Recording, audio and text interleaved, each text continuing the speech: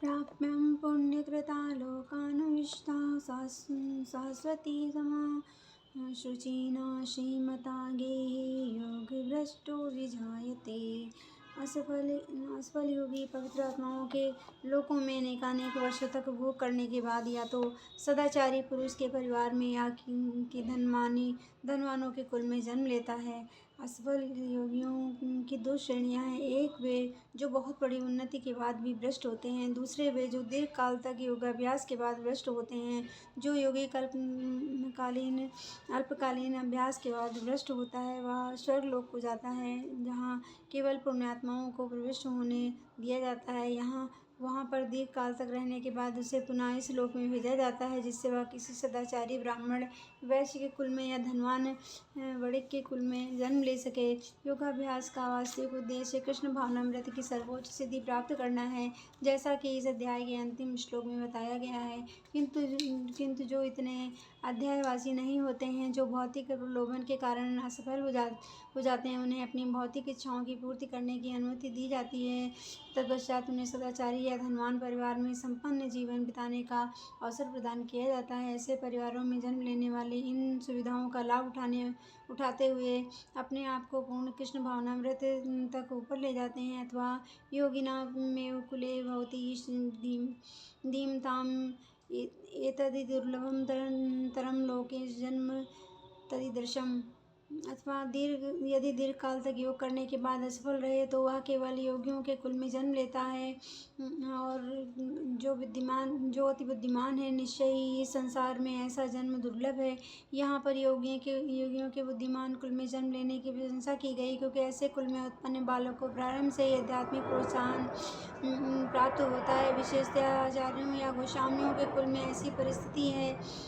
ऐसे कुल अत्यंत विद्वान होते हैं और परंपरा तथा प्रशिक्षण के कारण श्रद्धावान होते हैं। इस प्रकार के वे गुरु बनते हैं। भारत में ऐसे अनेक आचार्य कुल हैं किंतु वे अपर्याप्त विद्या तथा प्रशिक्षण के कारण पतनशील हो चुके हैं। भगवत कृपा से अभी भी कुछ ऐसे परिवार हैं जिनमें पीढ़ी दर पीढ़ी योगियों को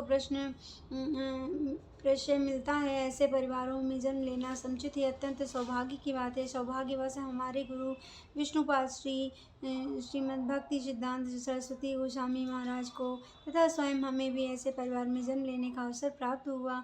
हम दोनों को बचपन से ही भगवत भक्ति करने का प्रशिक्षण दिया गया। बाद में दिव्य व्यवस्था के अनुसार हमारी उनसे भेंट हुई। यत्र तत् बुद्धि संयोग लवे वर्तदेहिकं यतेत चा ततो भूया संदिग्धो कुरु नंदनम। हे कुरुनंदन, ऐसा जन्म पाकर वह अपने पूर्व जन्म की दैवी चेतना को पुनः प्राप्त करता है, जो पूर्ण सफलता प्राप्त करने के उद्देश्य से वह आगे उन्नति करने का प्रयास करता है। राजा भरत जिन्हें तीसरे जन्म में उत्तम ब्राह्मण कुल में जन्म मिला था, दिव्य चेतना की पुनः प्राप्ति के लिए उत्तम जन्म के उदाहरण स्वरूप भारत विश्व पर के सम्राट थे, और तभी से यह लोक देवताओं के बीच भारतवर्ष के नाम से विख्यात हुआ है। पहले यह इलाव्रत वर्ष के नाम से ज्ञात था। भारत के अल्पायु में ही आध्यात्मिक सिद्धि के लिए संन्यास ग्रहण कर लिया था, किंतु वे सफल नहीं हो सके। अगले जन्म में उन्हें उत्तम ब्राह्मण कुल में जन्म लेना पड़ा और वे जड़ भरत कहलाए, क्योंकि वे एकांतवास करते थे तथा किसी के से बोलते न थे। बाद में राजा रघुगढ़ ने इन्हें महानतम योगी के रूप में पाया। उनके जीवन में यह पता चला कि यह दिव्य प्रयास अथवा योग अभ्यास कभी व्यर्थ नहीं जाता है। भगवत कृपा से योगियों को कृष्ण भावनामृत में पूर्ण सिद्धि प्राप्त करने के बारंबार सुयोग प्राप्त होते रहते हैं। पूर्वाभ्यासेन तनेव ह्रियते आशुषोऽपिशा जिज्ञासुरपि योगस्य सद्ब्रह्मार्थी वर्तते। अपने पूर्व जन्म की दैवी चेतना से वह न चाहते हुए भी स्वतः योग के नियमों की ओर आकर्षित होता है। ऐसा जिज्ञासु योगी शास्त्रों के अनुष्ठानों से परे स्थिर होता है। उन्नत योगी जन शस्त्रों के अनुष्ठान के प्रति अधिक उत्कृष्ट नहीं होते हैं, किंतु योग नियमों के प्रति स्वतः आकृष्ट होते हैं, जिनके द्वारा वे कृष्ण भावनामृत में आरूढ़ हो सकते हैं। श्रीमद् भगवद गीता के अध्याय 3, 33, 7 उन्नत योगियों द्वारा वैदिक अनुष्ठानों के प्रति अवहेलना का व्याख्यान इस प्रकार की गई है। अहोबत सचो तो गरीयान यर्जिघाग्रे वर्तते नाम तुभ्यं ते पुष्पस्तेजु शशुराया ब्रह्मानु चूर्णार्थे गुणान्विते। हे भगवान, जो लोग अपने आपके पवित्र नाम का जप करते हैं, वे चांडाल के परिवार में जन्म लेकर ही आध्यात्मिक जीवन में अत्यधिक प्रगत होते हैं। ऐसे जपकर्ता निसंदेह इसी सभी प्रकार के तप और यज्ञ कर चुके होते हैं, तीर्थस्थलों में स्नान कर चुके होते हैं और समस्त शास्त्रों का अध्ययन कर चुके होते हैं। इसका सुप्रसिद्ध उदाहरण भगवान चैतन्य ने प्रस्तुत किया है, जिन्होंने ठाकुर हरिप्रसाद को अपने परम प्रिय शिष्य के रूप में स्वीकार किया।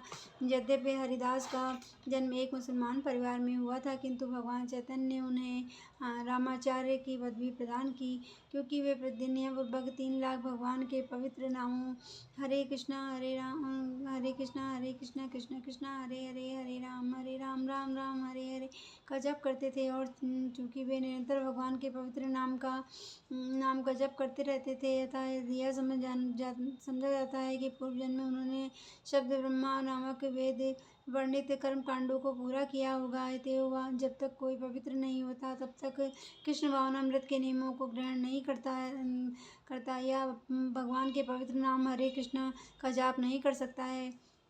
प्रयत्नात्मनस्तु योगी शुद्ध किल बला अनेक जन्म सिद्धांतो निस्ततो याति परागतिम। और जब योगी समस्त कल्पमस से शुद्ध होकर सच्ची निष्ठा से आगे प्रगति करने का प्रयास करता है, तो अंततोगत्वा अनेकानेक जन्मों के अभ्यास के पश्चात सिद्ध लाभ करके वह परम गंतव्य को प्राप्त करता है। सदाचारी, धनवान तथा पवित्र कुल में उत्पन्न पुरुष योगाभ्यास के अनुकूल परिस्थिति से सचेत हो जाता है, अतः वह दृढ़ संकल्प करके अपने अधूरे कार्य को करने में लग जाता है और इस प्रकार वह अपने को समस्त भौतिक कल्प से शुद्ध कर लेता है। समस्त कल्पमस से मुक्त होने पर उसे परम सिद्धि भगवान कृष्ण भावनामृत प्राप्त होती है। कृष्ण भावनामृत की समस्त कल्पमस से मुक्त होने की पूर्ण अवस्था इसकी पुष्टि भगवद गीता के अध्याय 7 और 28 में हुई है।